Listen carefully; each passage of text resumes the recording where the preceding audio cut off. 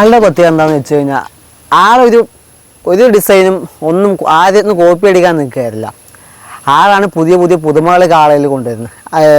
ബാബുവേട്ടൻ, അതുപോലെ ശിവേട്ടൻ, നിലവൻ്റെ തമ്പുരാൻ, ഇവരൊക്കെയാണ് പുതിയ പുതിയ ഓരോ വെറൈറ്റി ഉള്ള ആർച്ചിലായാലും ആഭരണത്തിലായാലും ആ ഡിസൈനുകൾ ഈ കാളാന്നുള്ളതിലേക്ക് കൊണ്ടുവരുന്നത്. ബാക്കി എല്ലാവരും ഇത് കോപ്പി അടിക്കുകയാണ്.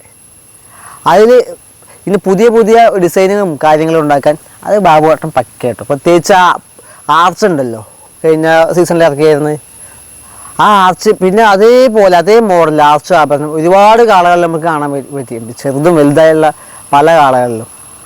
പിന്നെ മുഖം എന്നുവെച്ചാൽ കാളത്തല, അതിൻ്റെ ഫിനിഷിങ്, ബാബുവേട്ടൻ്റെ കാളത്തലയുടെ ഫിനിഷിങ് അത് വേറെ തന്നെയാണ്. അതിനായിരുന്നു ആളുടെ കാളത്തലകൾ പറഞ്ഞാൽ ഭയങ്കര രസമാണ്.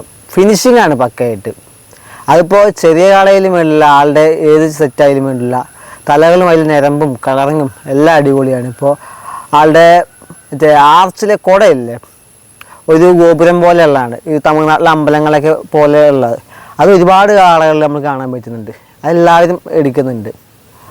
അതേപോലെ തന്നെ അതിൽ ആഭരണമായാലും മറ്റു വർക്കുകളായാലും എല്ലാവർക്കും ഒരു മാതൃകയാക്കേണ്ട എന്ന് വെച്ച് കഴിഞ്ഞാൽ നോക്കി പഠിക്കാം. ഇനി വേറൊന്നും നോക്കണ്ട, ഇതാണ് ഏറ്റവും ബെസ്റ്റ്, അത് നമുക്ക് നോക്കി അതേപോലെ മാറ്റി വെച്ചാൽ മതി എന്നെല്ലാവരും കൂടി ചിന്തിക്കുന്നുണ്ടെങ്കിൽ അത് ആ കാളുടെ വർക്കിൻ്റെ ഗുണമാണ്. അത്ര അടിപൊളിയായിട്ട് ബാബുവേട്ടൻ കാളകളെ നോക്കുന്നുണ്ട്.